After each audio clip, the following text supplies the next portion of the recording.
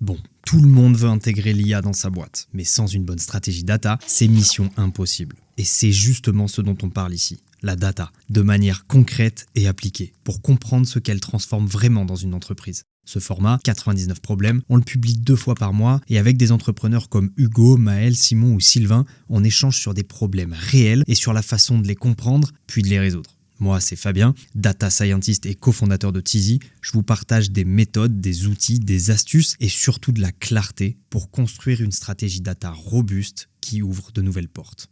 Allez, c'est parti pour le problème du jour. Pourquoi je pense que les middle managers vont disparaître en 2026 ? Ce que j'appelle middle manager, tu sais, c'est ceux qui te rédigent 18 000 km de cahiers de spec et qui ont pour charge de transmettre une vision de ce qui vient plus haut aux équipes de prod. Et pourquoi je pense que ça va disparaître ? Parce qu'il y a le sujet intelligence artificielle qui arrive et qui change la donne. Moi, j'ai connu, je pense que tu l'as connu aussi, parce qu'on a travaillé au même endroit, j'ai connu cette éternelle question de jusqu'à où je rédige un brief ou des specs ou des consignes ou peu importe quoi. Si j'en fais pas assez et que je mets ça entre les mains des équipes de prod, potentiellement ils passent à côté d'un sujet et ils vont dire que c'est parce qu'il n'y a pas assez de specs. Et si j'en fais trop, personne ne va le lire, c'est imbouffable. Donc ce que j'analyse de plus en plus, là, ce que je fais de plus en plus en interne et ce que je propose aux clients, c'est quelque chose qui marche assez bien. Et en plus, c'est de fonctionner en asynchrone, c'est-à-dire que celui qui a un brief à donner, finalement, il l'enregistre quand il veut. Et on évite le côté j'attends que tout le monde soit dispo pour faire une visio et ensuite je transmets mes consignes, mon brief, ma vision, machin, etc. en visio avec toute l'équipe et on perd un temps de fou. Moi, de plus en plus, en fait, j'ai le temps en fin de journée, voire en soirée, de faire mes briefs et des fois j'ai des briefs qui peuvent durer clairement 3/4 d'heure, 1 heure. Donc c'est extrêmement long où je parle tout seul en mode tunnel. Et en fait, de quoi ? Le fou. Ouais, et le truc, c'est que je prends le temps, j'aime bien faire ça le soir au calme parce que j'ai l'esprit plus tranquille. Et le truc, c'est que jusqu'à maintenant, ce que je faisais, c'est que j'enregistrais des vidéos. Je vais te montrer l'exemple. Là, j'ai tout réuni ici. Tiens, on va prendre le gros stécos. Le gros stécos, pourquoi ? Parce que justement, il y a une grosse demi-heure de brief imbouffable. Ah merde, il me demande de... Même Drive, il trouve que c'est trop long. Ah merde, je voulais pouvoir montrer à quoi ça ressemblait. Alors là, j'ai l'audio. Il me fait en cours. Ok, bon, ça marchera pas. Je pourrais pas te montrer la tête de la vidéo. Mais en fait, c'est une vidéo où j'explique des règles de calcul pour des indicateurs financiers. Donc, c'est pas le truc déjà de base le plus sexy. Et en fait, je me filme en filmant mon écran tout simplement et en expliquant, c'est une sorte de brief. Voilà. L'objectif, c'est de transmettre ça à la prod pour que derrière, ils sachent quoi faire. Le truc, c'est que, alors l'asynchrone, c'est bien parce que chacun le fait à son rythme. C'est-à-dire que moi, je l'enregistre à mon rythme. Celui qui doit bosser dessus, il peut bosser dessus à son rythme quand il en a besoin. Mais le problème, c'est que s'il y a des questions, il n'y a pas la session de questions-réponses en live. Donc, en travaillant là-dessus, je me suis dit comment on peut faire pour remplacer finalement ce job de middle manager via des IA. Ma vidéo, si tu veux, j'exporte en audio. Donc c'est le format M4A que tu vois ici. Et en fait, c'est l'audio de la vidéo, ni plus ni moins. Ensuite, cet audio-là, je l'ai fourni à un Google Notebook LM, juste pour tester.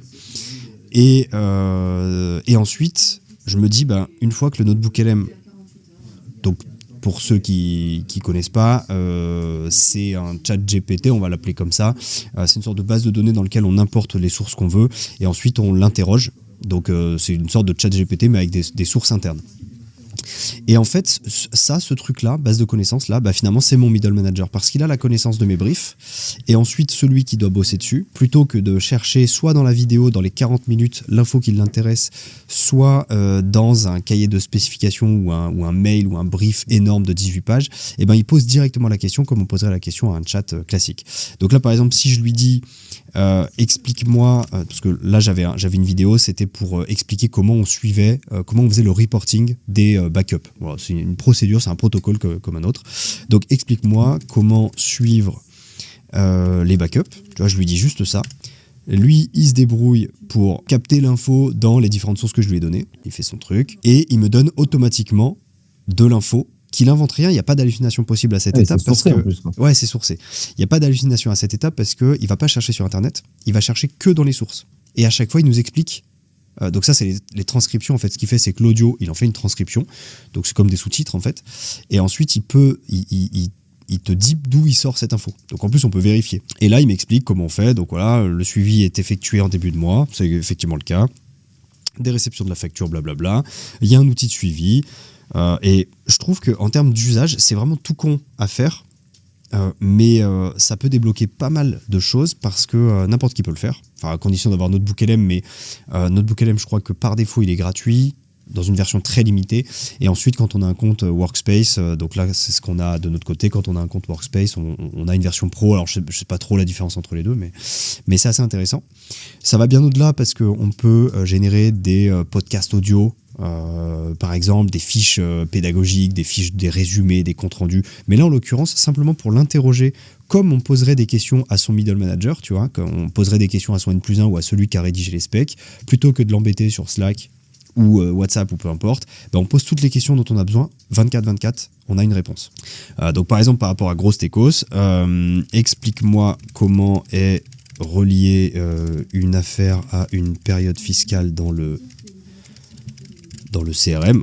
Bon, je sais à peu près ce qu'il y a dedans, donc forcément mes questions, je les connais, mais le développeur ou n'importe qui aurait à bosser sur en lien avec des briefs ou des process ou des protocoles, il pose ses questions, puis après il voit s'il n'y a pas de réponse, il n'y a pas de réponse. Et voilà, là il arrive à trouver la réponse dans toutes les sources que je lui ai données. Ouais, et puis c'est surtout super pour des nouveaux qui ont besoin d'être onboardés sur des questions qu'ils n'osent même pas forcément poser en plus, parce que souvent on a l'impression que c'est d'une évidence pour certains, pour ceux qui sont là depuis longtemps, pour les seniors ou quoi. Et là, ça permet de poser ces questions tout en gardant en plus contrôle sur ce qui est dit et tout. Donc ça va pas chercher forcément en tête, c'est pratique. Hein. Ce qui est très fort, je trouve, c'est qu'à la base, mon brief, je l'ai pas structuré. C'est-à-dire que je me suis pas embêté à enregistrer une vidéo précise. En fait, j'ai vraiment fait ça un peu à la va comme je te pousse. Je me suis filmé, d'ailleurs, c'est pour ça que ça dure 3/4 d'heure, c'est que je tourne en rond, je reviens sur des choses, je redis des choses, je recorrige des choses que j'ai dites. Donc, mon audio, enfin ma vidéo qui devient mon audio n'est pas du tout structurée. C'est un gros fourre-tout. Et en fait, le LLM sait très bien faire les choses. Il arrive à comprendre l'importance des différents éléments et il arrive à mettre une certaine temporalité.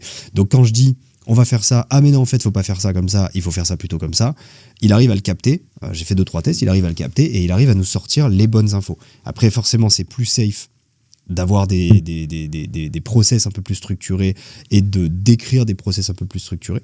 Et en fait ce que je préconise de plus en plus maintenant, c'est effectivement de s'enregistrer, que ce soit avec du Loom ou du Tela ou enfin de la vidéo pour s'enregistrer et enregistrer son écran et expliquer ce qu'on fait comme si on devait l'apprendre, comme tu le disais, à un nouvel arrivant. On l'explique comme s'il y avait un stagiaire ou comme s'il y avait un nouveau. On lui explique, voilà, je fais ça, j'ouvre ça, je prends ce fichier-là, machin, etc. Et ensuite, on ajoute ça automatiquement dans un Google Drive. Là, tu vois, en l'occurrence, j'ai tout mis dans un Google Drive. La petite astuce, c'est que tu vois, j'ai tout préfixé. Comme ça, j'alimente au fur et à mesure les choses avec un préfixe AudioDoc, par exemple. Et ici, maintenant, il y a une nouvelle fonctionnalité qui permet de faire une recherche directement dans Drive. Donc si par exemple je fais ça, alors là je l'ai ajouté, manque de peau, je l'ai ajouté tout à l'heure et il faut plusieurs heures d'indexation. Donc là ça marchera pas, mais si je tape KPI, je vais trouver des choses, il va me trouver des éléments directement issus du Drive qui n'auraient pas encore été importés. Donc en plus c'est assez simple, il n'y a pas besoin, voilà, c'est voilà, et là je peux choisir par exemple tout ce que je veux, tout ce que je veux pas. Donc là en l'occurrence je veux rien, mais alors attends, comment je sors de là? Ah, ok, supprimer, voilà. Donc je trouvais ça intéressant. Là, il y a d'autres manières de... Ça, c'est la version vraiment un peu accessible à tout le monde, pour les TPE, pour les PME, même à titre perso. Enfin, c'est assez simple de mettre tous ces protocoles là-dedans. Si on veut faire ça de manière un peu plus prod, ou on va dire industrielle, ou un peu plus costaud à l'échelle d'une entreprise, la seule solution qu'on avait jusque-là, c'était de faire un RAG, donc un système où on a une base de données dans laquelle on importe des données qui sont structurées, ou le plus possible structurées. Donc déjà rien que ça, c'est barrière à l'entrée qui fait que beaucoup de boîtes ne peuvent pas se le permettre, parce que dès lors où ça doit être structuré, ça demande beaucoup trop d'énergie. Et ensuite, il faut venir contextualiser tout ça. Donc là, pareil, pas évident.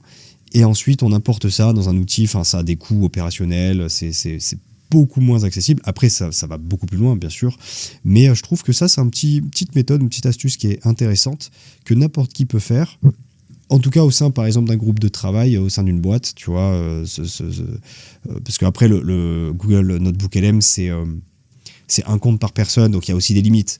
Mais déjà, ça permet de faire pas mal de choses. Et on peut lui poser toutes les questions qu'on veut. Et là, on le teste de plus en plus avec Sylvain notamment, où je brief une IA, en fait, et ensuite, l'IA communique avec l'équipe de prod. Comme ça, au fur et à mesure où ils ont des questions. Je pensais faire comme ça, est-ce que c'est bon par rapport... Moi, en fait, ce que je donne à une IA, c'est à la fois la vision globale. Enfin, c'est vraiment... C'est ce dont tu me parlais tout à l'heure, c'est vraiment le cahier complet. Cahier des charges, cahier de contraintes, c'est vraiment le truc. Des fois ça peut être un doc de 60 pages, c'est pas gênant. Comme ça l'IA elle a tout le contexte, et ensuite je donne mes priorités, je donne et j'alimente ça au fur et à mesure. Alors pas sur Notebook LM, mais sur un outil qui est équivalent, et en fait ça libère énormément de temps de middle management, et c'est pour ça que je pense que vu que ces mecs-là vont avoir du temps et qu'ils sont à deux doigts de craquer aussi, tous, ça va leur faire du bien de passer dans d'autres missions. Parce qu'en plus, c'est loin d'être le job le plus fun. Ouais, non, clairement. De soit faire tu ça. fais pas ce plat et c'est pas très agréable, soit à la fin, tu prends la charge des deux côtés. Donc, ouais, t'as le contrôle de rien. Mais t'es responsable de tout. C'est le pire. C'est vraiment l'étau, quoi. Voilà. Ouais, ça fait penser un peu à la manière des chatbots qu'il y a même sur des sites il y a 3-4 ans. Avant, c'était vraiment sur des mots-clés bien précis, un peu comme tu parlais avec les RAG, où il faut vraiment structurer la donnée, réussir à être capable d'avoir les bons mots-clés que l'utilisateur va pouvoir potentiellement utiliser avec ton chatbot. Et puis maintenant, en fait, on arrive de plus en plus à être sur quelque chose de très contextuel, comme tu arrives à le montrer là. Et c'est vrai que moi, je le vois de plus en plus en tant que dev, je le vois pas mal aussi sur des sites de documentation d'outils. C'est un plaisir de voir maintenant en fait qu'on peut aussi parler avec une IA directement qui a toute la documentation en tête et qui n'a que ça d'ailleurs, et qui derrière peut donner des exemples beaucoup plus concrets, on peut vraiment poser le contexte dans lequel on a besoin de tel ou tel doc, et finalement on se rapproche pas mal. Moi, je pense que le seul peut-être problème, mais ça, j'aimerais bien avoir ton avis, c'est justement si le nouveau qui pose une question, finalement, le middle manager, il n'en a pas parlé. Est-ce que l'IA va forcément essayer de lui trouver une réponse, et donc du coup, parce que c'est un peu cette tendance aussi des IA de vouloir toujours donner une réponse, alors parfois ils n'ont pas la réponse. C'est vrai que là, comme on reste sur de la data qui est très limitée de base, est-ce que c'est vrai que si on demande quelque chose qui n'a rien à voir, même comment on fait pour éplucher un ananas qui n'a absolument rien à voir, c'est exactement ce que je fais. Voilà, parfait. Donc c'est vrai que c'est aussi intéressant de voir, parce que on va rappeler limite, quoi. C'est clair qu'il y a des limites. Alors à une époque, ça a évolué, mais à une époque, ouais, voilà. Okay. À une époque, il était, enfin c'est toujours le cas, il est là, enfin il est censé ne jamais inventer. Donc s'il trouve pas d'infos directement dans les sources, il est censé le dire, mais après bon, il est quand même fait, ça reste un LLM, mais il est quand même fait pour trouver des réponses. Donc là en l'occurrence, il a réussi à trouver, il m'a rapproché des trucs, je sais pas ce que c'est. C'est des trucs. On n'est pas loin, quoi, pour toi. En fait, à un moment effectivement, je parle de marge nette.